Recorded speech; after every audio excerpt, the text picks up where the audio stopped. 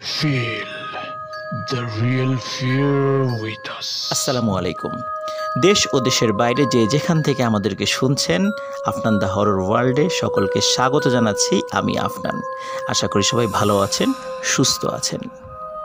আপনাদের সাথে ঘটে যাওয়া বা আপনাদের পরিচিত কারোর সাথে ঘটে যাওয়া বা আপনাদের এলাকায় ঘটে যাওয়া বা আপনাদের পার্শ্ববর্তী এলাকায় ঘটে যাওয়া সত্য ভয়ের ঘটনা আমাদেরকে শেয়ার করতে পারেন।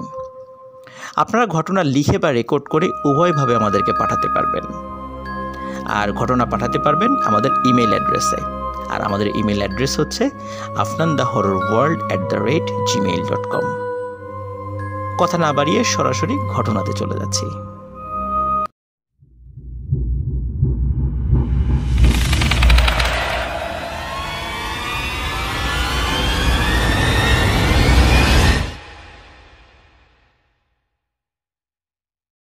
প্রিয় লিসেনার্স, এই মুহূর্তে যে স্টোরিটি আমি আপনাদের সাথে শেয়ার করতে যাচ্ছি, এই স্টোরিটি বাংলাদেশের অনেকেই শুনেছেন। অনেকেই এই স্টোরিটি তাদের নামে স্টোরিটি প্রচার করেছেন বিভিন্ন হরর শোতে। শুধু তাই নয়, এটি নিয়ে বিভিন্ন কন্টেন্টও তৈরি হয়েছে, ইউটিউব থেকে শুরু করে নিয়ে বিভিন্ন জায়গায়। এই ঘটনাটি আসলে আমি প্রথম এটি বলেছিলাম ভূত এফএমে। তারপর ঘটনাটি সারা বাংলাদেশে ব্যাপক আলোড়ন সৃষ্টি করে, মানুষের কাছে ভালো লাগে এবং সবচাইতে শিক্ষণীয় বিষয় এখানে রয়েছে। সেটি হচ্ছে ব্ল্যাক ম্যাজিকের কি ভয়াল পরিণতি আল্লাহ তাআলা কখনো কখনো মৃত্যুর সাথে সাথেই দেখিয়ে দেন। মৃত্যুর পরে কি হবে সেটা তো আল্লাহ তাআলা ভালো জানেন, তার সাথে কি আচরণ করবেন। কিন্তু মানুষকে কখনো কখনো শিক্ষা দেওয়ার জন্য আল্লাহ তাআলা সকলের সামনেই সেটি দেখিয়ে দিতে পারেন। এই ঘটনাটি তারই একটি জ্বলন্ত প্রমাণ। যারা এই ঘটনাটি বিভিন্ন জায়গায় বলেছিলেন, আমি খুবই খুশি এই কারণে যে অন্তত আমি হয়তোবা একটা প্ল্যাটফর্মে বলেছিলাম, হয়তোবা আরো অনেকের কাছে সেই ঘটনাটি পৌঁছায়নি। অন্য মানুষের মাধ্যম দিয়ে, তাদের নাম দিয়েই হোক, অন্তত সেটি পৌঁছেছে, মানুষ একটা পজিটিভ মেসেজ পেয়েছে। এই অর্থে আমি খুশি। পরবর্তীতে লিসেনারদের অনুরোধে ভূত.কমেও আমি এই ঘটনাটি আবারও শেয়ার করেছিলাম। আমাদের এই চ্যানেলে অনেকে রিকোয়েস্ট করেছেন এই ঘটনাটি আমি যেন আবার রেকর্ড করে আপলোড করি। শুরুতে আমি চিন্তা করেছিলাম অনেকেই তো ঘটনাটি শুনেছে, তো আবার কি আপলোড করব। তারপর একবার মনে হলো যে না, করব না। তারপর মনে হলো না, করি। যেহেতু ঘটনাটি আমি প্রথম বলেছিলাম, যেহেতু আর্কাইভ চ্যানেল আমাদের এটা, তো যার কারণে ঘটনাটি আমাদের চ্যানেলে থাকে। এই জন্য। আর তাছাড়া আরও তো নতুন নতুন লিসেনাররা আমাদের রয়েছেন, তারা হয়তো বা ঘটনাটি শুনেন নাই। এই জন্য তাদের উদ্দেশ্যে মূলত আজকে ঘটনাটি আমি আবার রেকর্ড করছি। আশা করি প্রিয় লিসেনার্স, ঘটনাটি আপনাদের ভালো লাগবে। ঘটনাটি ব্ল্যাক ম্যাজিকের পরিণতি এবং কবর ছোট হয়ে আসার একটি ঘটনাটি যখন ঘটে তখন আমি সদ্য মাদ্রাসায় ভর্তি হয়েছি, রাজবাড়িতে বিনোদপুর হাফিজিয়া মাদ্রাসা।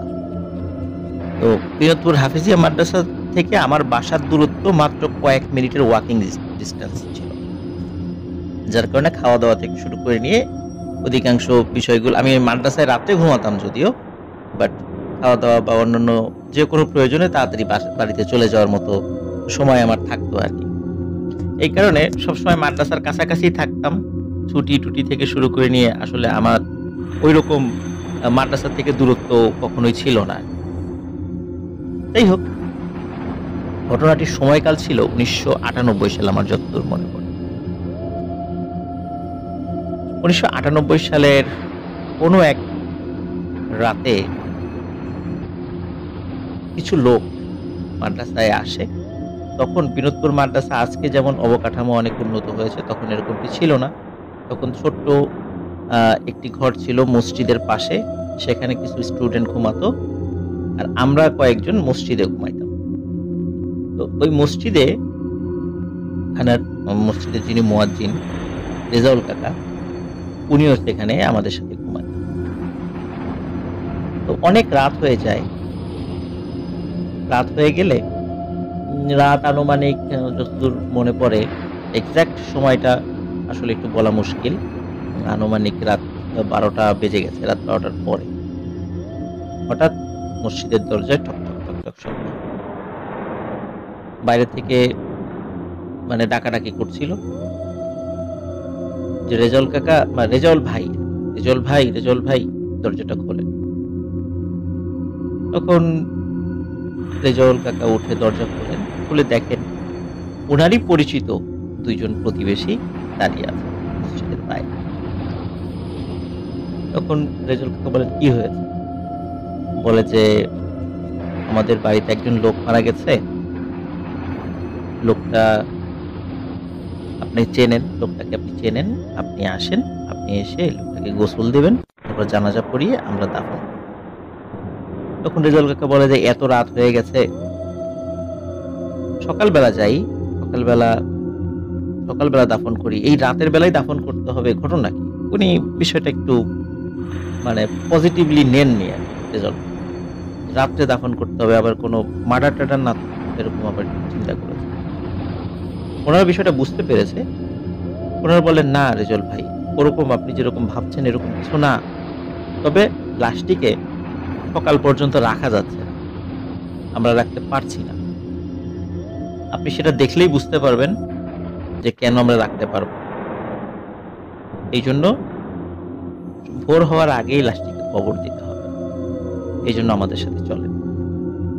তো রেজাউল কাকা একটু ইতস্তত বোধ করলেও, যেহেতু প্রতিবেশী আর এই লোকদেরকে উনি চেনেন, উনি পাঞ্জাবি পরে প্রস্তুতি নিয়ে বের হন।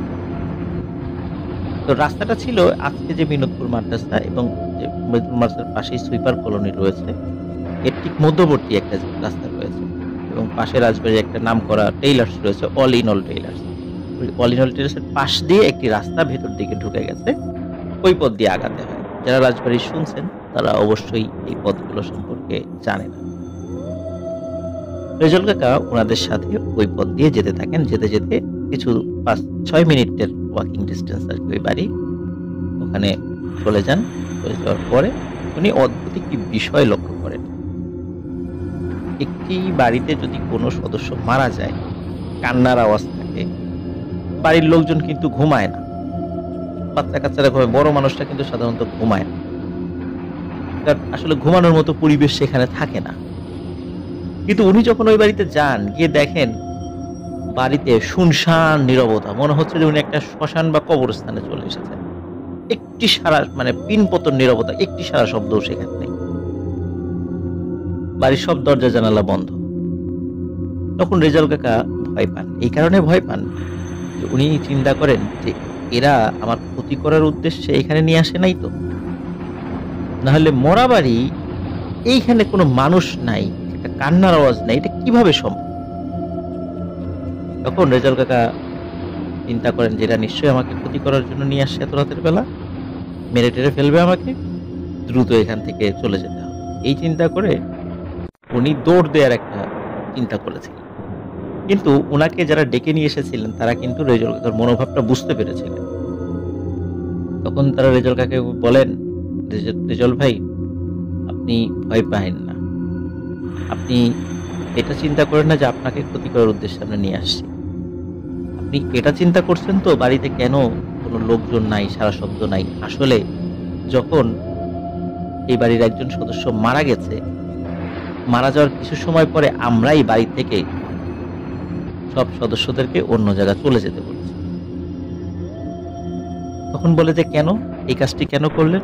বলেন, আসেন আমাদের সাথে, নিজেই দেখবেন যে কেন আমরা এই কাজটি। তখন রেজাউল কাকাকে লাশের কাছে নিয়ে যান। তখন রেজাউল কাকা দেখেন একটি কাঁথার মতো একটা কাপড় দিয়ে লাশটি ঢেকে রাখা হয়েছে। রেজাউল কাকা উনি নিজের হাতে লাশের মুখের উপর থেকে কাপড়টি সরান। কাপড়টি সরানোর সাথে সাথে রেজাউল কাকা এক লাফে ওই ঘর থেকে বের হয়ে আসেন। বের হয়ে বলেন যে ওরে বাবারে, এই লাশ আমি গোসল করাতে পারবো না। তখন ওনারা বলেন, এখন বুঝতে পেরেছেন তো যে কেন বাড়িতে একজন সদস্যও নাই, নারী শিশু থেকে শুরু করে নিয়ে কেউ নাই? বলে, হ্যাঁ বুঝতে পেরেছি। কিন্তু আমি এটা করতে পারবো না, আমি ভয়ে শেষ হয়ে যাব। বলে যে রেজল ভাই, আপনাকেই এই কাজটি করতে হবে, আমরা সহযোগিতা করবো, এছাড়া উপায় নেই।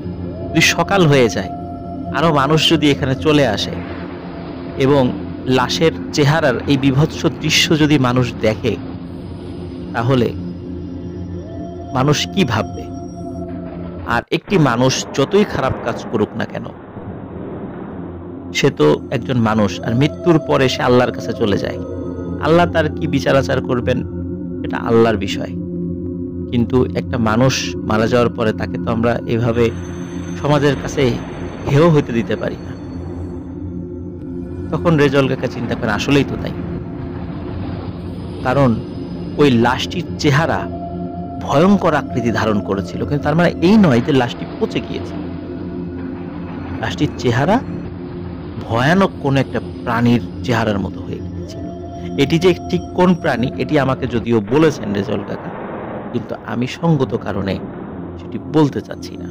এবং প্রিয় লিসেনার্স, আপনারাও কেউ কমেন্টে এই কোশ্চেনটা অন্তত করবেন না যে কোন প্রাণীর চেহারার মতো হয়ে গিয়েছিল। এটি রহস্যাবৃতই থাক এবং ওই ব্যক্তির সম্মানে যিনি মারা গিয়েছেন, আল্লাহ তাআলা তার ভুল ত্রুটিগুলো ক্ষমা করুন, কিন্তু আমরা তাকে অসম্মান হতে দিতে পারি না। শুধু শিক্ষণীয় বিষয় হওয়ার কারণে ঘটনাটি আমাদের সামনে তুলে ধরা। যাই হোক, রেজাউল কাকা এবং সাথে থাকা আরো দুইজন লোক, ওনারা এই লাশের গোসলের জন্য পানির আয়োজন করেন। তারপরে তিনজন মিলে লাশের গোসল দেন এবং আশেপাশ থেকে আর 2 থেকে 3 জন মানুষ তারা আসে। আগে থেকে খাটিয়া রেডি ছিল, কারণ ওই খাটিয়াটা এই বিনোদপুর হাফেজিয়া মাদ্রাসা মসজিদেরই খাটিয়া ছিল। এখান থেকে খাটিয়া নিয়ে আসা হয়। খাটিয়া নিয়ে আসার পরে কাফনে মোড়ানো হয় লাশটি এবং লাশটি নিয়ে লোকশেড কবরস্থানে নিয়ে যাওয়া হয়। লোকশেডের ঘটনা তো আপনারা অনেকেই জানেন, বিভিন্ন সময় আমি বলেছি এবং পর্যায়ক্রমে আরো বলবো ইনশাল্লাহ। তো লোকশেডের 2টা পার্ট রয়েছে, একটা পাশে মুসলিম কবরস্থান আর একটা পাশে হিন্দু কবরস্থান। কবরস্থান এই কারণে বলছি যে হিন্দুদের মধ্যে বেশ কিছু গোত্র রয়েছে, তারা সবাই কিন্তু লাশ শ্মশানে গিয়ে পোড়ায় না, কেউ কেউ কবর দেয়। তো ওইখানে দাস নামক একটা সম্প্রদায় রয়েছে হিন্দুদের, ওনারা লাশ আসলে পোড়ায় না, ওনারা ওখানে দাফন করে। আর একটা বিষয় হলো যে এই কবরস্থানে অনেক অপমৃত্যুর লাশগুলো, রেলে কেটে যাওয়া, ক্রসফায়ারে মারা যাওয়া, এরকম অসংখ্য অপমৃত্যুর লাশগুলো দাফন করা হতো, অনেকদিন দাফন করা হয়েছে। পরবর্তীতে এই হিন্দু সম্প্রদায় তারা লিখিতভাবে আবেদন জানায় রেল কর্তৃপক্ষের কাছে এবং প্রশাসনের কাছে যে যেহেতু তারা তাদের দেহগুলো শ্মশানে গিয়ে সৎকার করে না, এখানে কবর দেয়, এই অপমৃত্যুর লাশগুলো যেন এখানে আর কবর দেয়া না হয়। এরপর থেকে ওই জায়গাতে আর কোন অপমৃত্যুর মানে বিশেষ করে রেলে কেটে বিষ খাওয়া বা যাদের বেওয়ারিশ লাশগুলো, এগুলো আর এখন আর কবর দেওয়া হয় না। আগে দেওয়া হতো, লাস্ট বেশ প্রায় 5-7 বছর এটা আর হয় না আর কি। তো যাই হোক, এইটার অপোজিট পাশে রয়েছে মুসলিম কবরস্থান। এই মুসলিম কবরস্থানে সেখানেও লাশ কবর দেওয়া হয় এবং যদি টের পাওয়া যায় যে তিনি মুসলিম, তার যদি বেওয়ারিশ লাশও হয়, যদি মুসলিম হয়, তখন কিন্তু এই পাশে আর যাদের পরিচয় পাওয়া যায় না বা এরকম মানে এমন কোনো সিচুয়েশন উদ্ভব হয় বা তারা যদি ডিসিশন নেয়, যারা এই দায়িত্বে থাকে, তখন ওই হিন্দুদের ওই সাইডটাতে কবর দেওয়া হয়। যাই হোক, এখন আর দেওয়া হয় না এই সাইডটাতে, আর মুসলিমদের এই পাশেও এখন আর দেওয়া হয় না, এগুলো এখন অন্য জায়গায় মানে দাফন করা হয়, আগে দেওয়া হতো। তো যাই হোক, ওই কবরস্থানে, মুসলিম কবরস্থানে কবর দেওয়ার জন্য কবর করা হয়। রেজাউল কাকা এবং আরো যারা আছেন 4-5 জন, তারা যখন খাটিয়াটি নিয়ে কালেমায় শাহাদাত পড়তে পড়তে আস্তে আস্তে আস্তে আস্তে ওই কবরস্থানের দিকে আসতে থাকেন, ওই লোকশেডের দিকে, যখন কবরস্থানে চলে আসে তখন রেজাউল কাকার মেজাজ চরম বিগড়ে যায়। উনি দেখেন যারা কবর কেটেছে তারা একটা বাচ্চার কবর যেরকম হয় এই আকৃতির একটা কবর, এবং কবর দেখে রেজাউল কাকার মেজাজ গরম হয়েছে। তিনি বলেন যে যারা কবর খুঁড়েছে তাদেরকে উনি চিনতেন, তাদেরকে বলেন যে তোমরা বহু বছর ধরে কবর খোঁড়ো, তোমরা কি জানো না যে এইটা কার লাশ? তোমরা কি শোনো নাই যে এটা কি বাচ্চার লাশ নাকি বড় মানুষের লাশ? তখন তারা বলে যে হ্যাঁ, আমরা জানি যে এটা বড় মানুষের লাশ। তখন রেজাউল কাকা বলেন, তাহলে কেন এই কবরটা তোমরা বাচ্চার কবরের মতো খুঁড়েছো? তখন তারা বলে যে রেজাউল ভাই, আপনি একবার আশেপাশে তাকিয়ে দেখেছেন কি পরিমাণ মাটি চতুর্দিকে? রেজাউল কাকা দেখে, প্রথমে তো অন্ধকারে অতটা বুঝতে পারেনি, হালকা আলো আলো ছিল, তার দিকে অতটা খেয়াল করেন নাই। আসলেই তো যে পরিমাণ মাটি ওই কবরের পাশে রাখা আছে বা তোলা হয়েছে তা প্রায় 2 থেকে 3টা কবরের মাটি। তখন রেজাউল কাকা বলে, ঘটনা কি? তখন যারা কবর খুঁড়ছিল তারা বলে যে রেজাউল ভাই,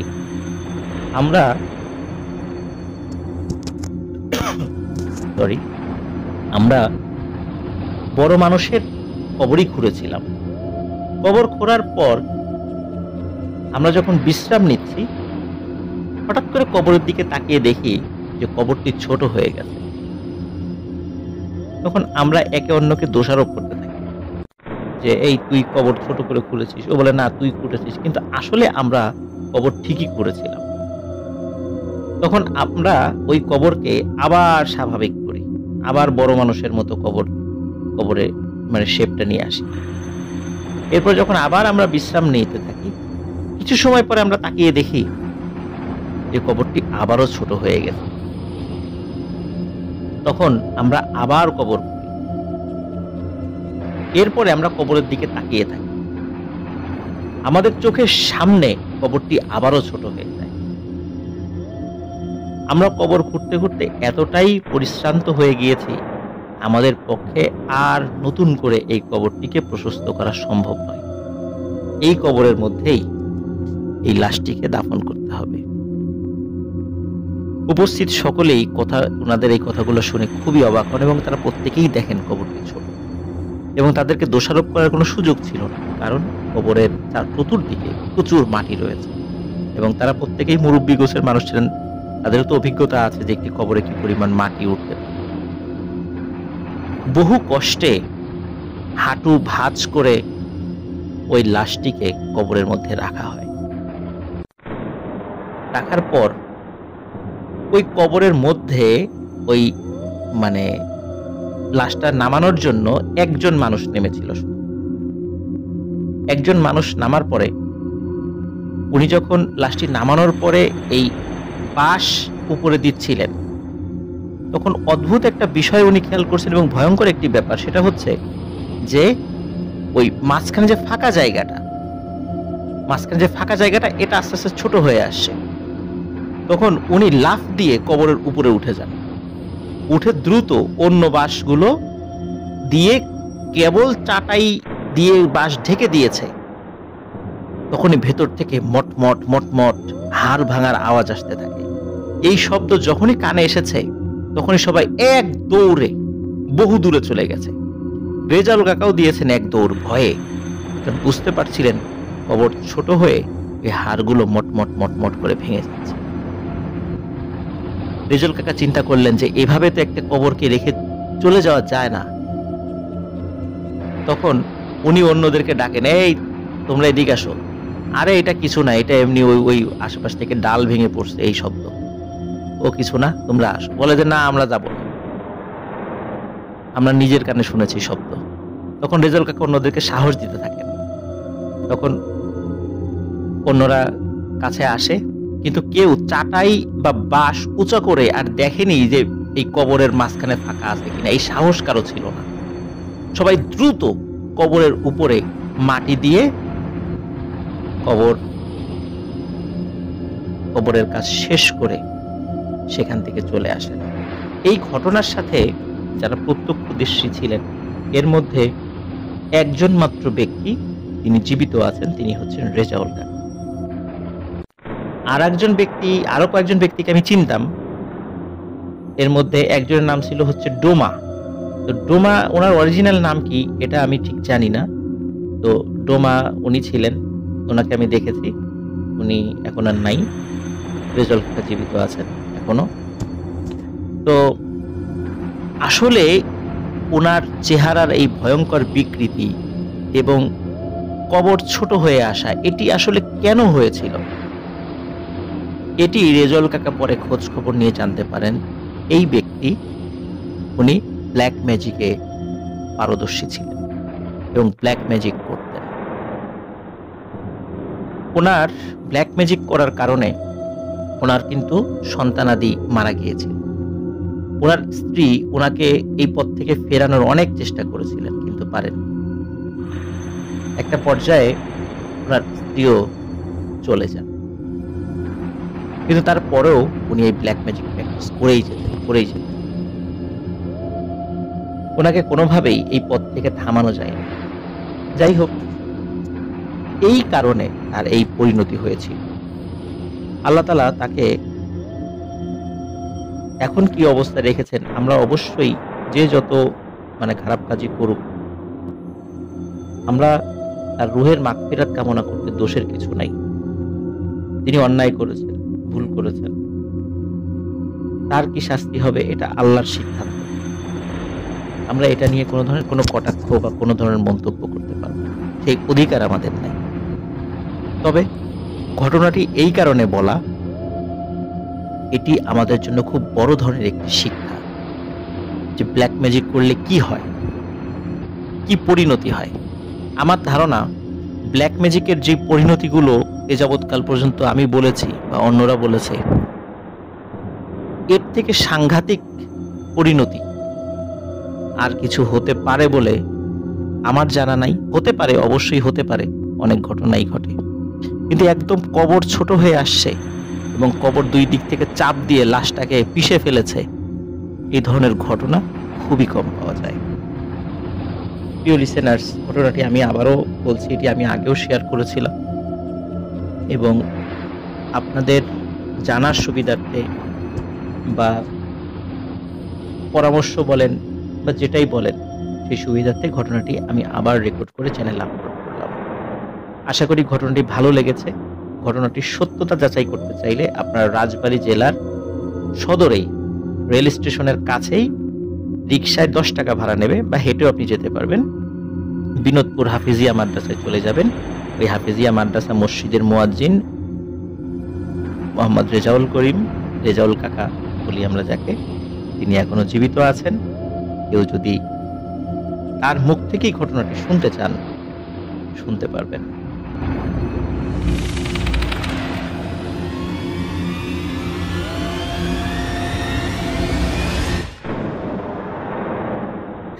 শ্রোতা বন্ধুরা, বরাবরের মতো এবারও একটি ঘটনা নিয়ে আপনাদের সামনে হাজির হলাম।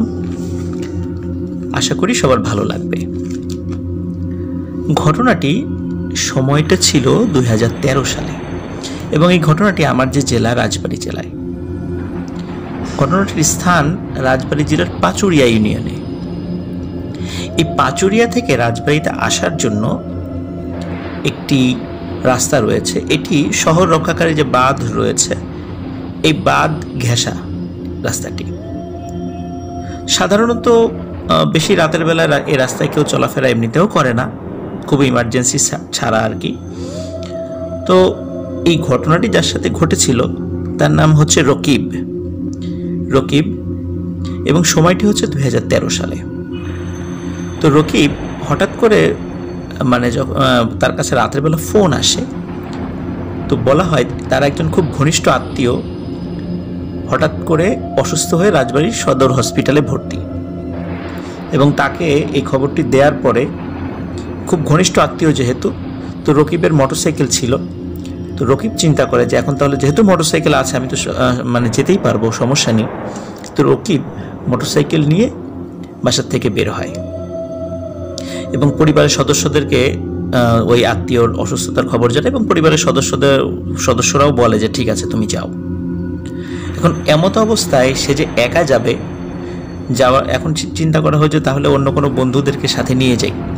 কিন্তু ওই অবস্থায় যাদেরকেই ফোন দিচ্ছিল, মোবাইলে কল দিচ্ছিল, যেহেতু অনেক রাত ছিল, রাত প্রায় 2-2:30 বাজে, তখন কিন্তু কেউ, আর ওই সময়টা ছিল আবার শীতের রাত, এই কারণে অনেকেই মানে সবাই অনেকেই গভীর ঘুমে বিভোর হয়েছিল, যার কারণে মানে যাদেরকে ফোন করেছিল তারা কেউই ফোনটা রিসিভ করেনি। নিরুপায় হয়ে রকিব একাই মোটরসাইকেল নিয়ে বাসার থেকে বের হয়।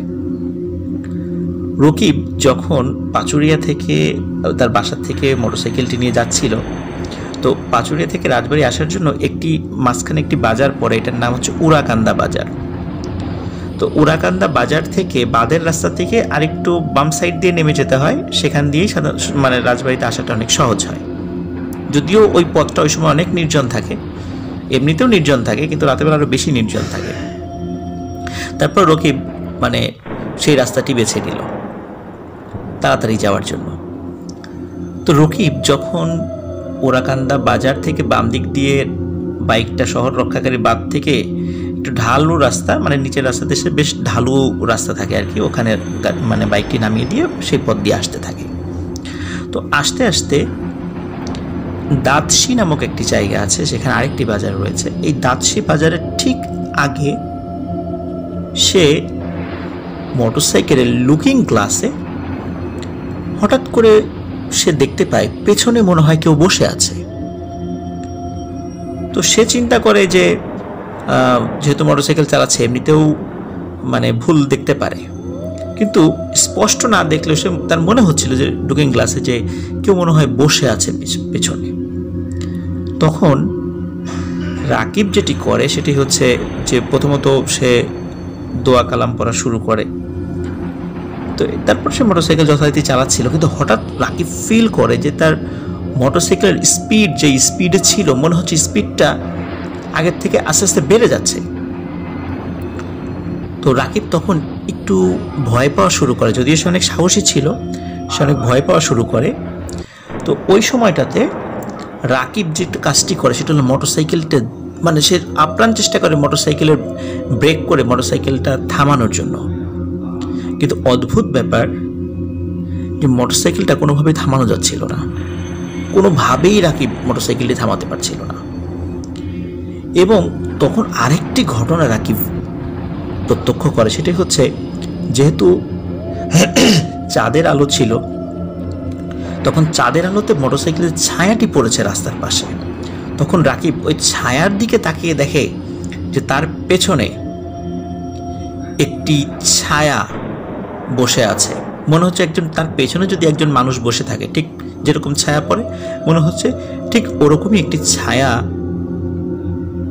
তার পেছনে বসে আছে। এবং এতটুকু সে ফিল করে এবং সে ওই ছায়ার দিকে তাকায় দেখতে পারে যে এই ছায়ামূর্তিটি একটি মহিলা মানুষের, কারণ ওই ছায়ামূর্তির যে চুল, বড় বড় চুল, মোটরসাইকেল যখন চলছিল বাতাসে সেই চুলটা পেছন দিকে উঠছিল, ঢেউ খেলছিল।